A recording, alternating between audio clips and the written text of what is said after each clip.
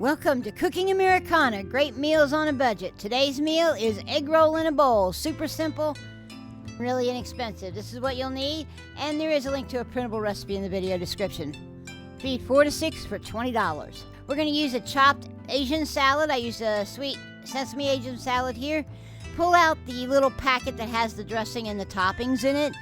We're going to use that dressing as our sauce. So pull the dressing out, put it in a bowl. We're going to add a few things. Please don't forget to like, comment, and subscribe. Help me out in the algorithms. We're going to add garlic and ginger, some soy sauce, some teriyaki sauce, some cornstarch, and a little bit of sesame oil. Whisk that all together and get it all nice and combined, and then just set it aside. We'll use it later. Go ahead and put your pork or chicken in the pan. Go ahead and fry it up. Get it totally done. If you're using shrimp, hold the shrimp till we put the sauce in. When the sauce goes in, you can put the shrimp in. Add the salad to the wok or the pan and just cook it up until it wilts. Get it mostly wilted.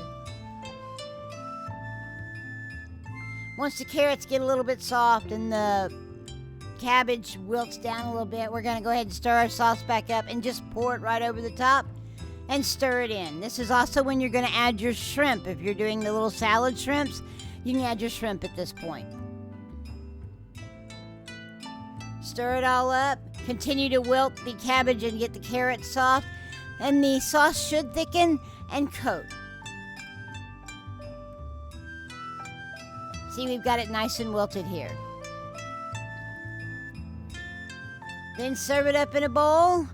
Remember those toppings that we had up there? We're going to use those now, the little wontons and the nuts in there. Just sprinkle them across the top.